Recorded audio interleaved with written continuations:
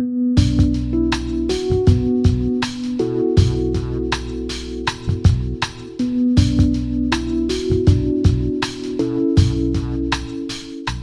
consider myself a sound guy. I do both production and post-production sound, from sound mixing on location to boom operating and sound design and Foley.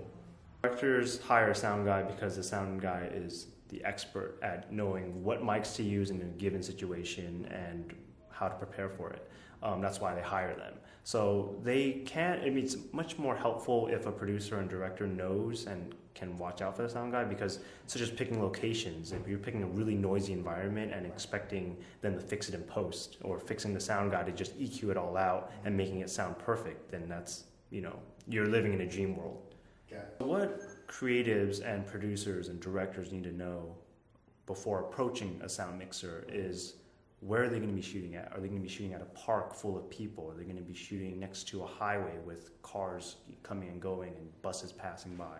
A lot of these things affect how a sound mixer is going to do his job properly, and in the long run also affect how the sound is with the finished picture, and how much post-production process is going to be needed to clean up that sound, and in terms of like ADR or sound effects design, stuff like that.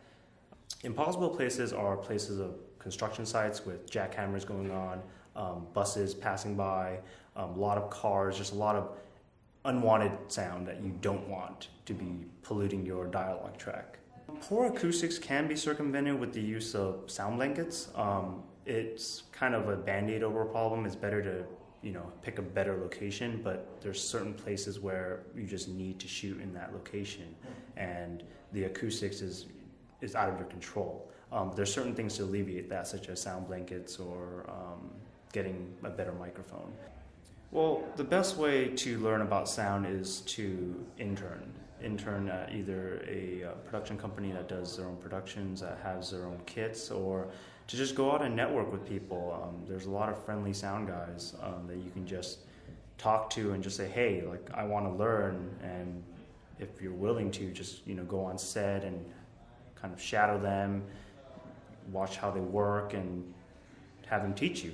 That's the best way to learn, really, is just go out and do it. The main problem with that is you have to buy within your means. So just because you have the gear doesn't guarantee you the work. But having the gear, if people are looking to hire a sound guy, you're going to get the jobs over the guy that doesn't have the gear, that needs to rent the gear. Because if you have your own kit, you can rent it out to them at a lower cost than, say, the rental houses that charge, X amount. Working with indie filmmakers is very fun, just because the creative process is much better than having like big studios. But at the same time, with smaller budgets, you also have smaller crew. You have sound department that's supposed to have 3 people. You're supposed to have a sound mixer, a boom operator, and a sound utility. But usually in indie films, we have 1, and that's basically covering all 3, which is they're laving people, they're manning the boom, and they're also mixing if they can. And it makes the job a lot harder when you're supposed to have a 3-man crew and it's actually just 1 person. The creative aspects of location sound is every single shot is different. You have to find different ways to hide a lavalier from different types of wardrobe, how to get around the camera, getting as close as you can without getting in the shot, but getting the best quality sound as you can.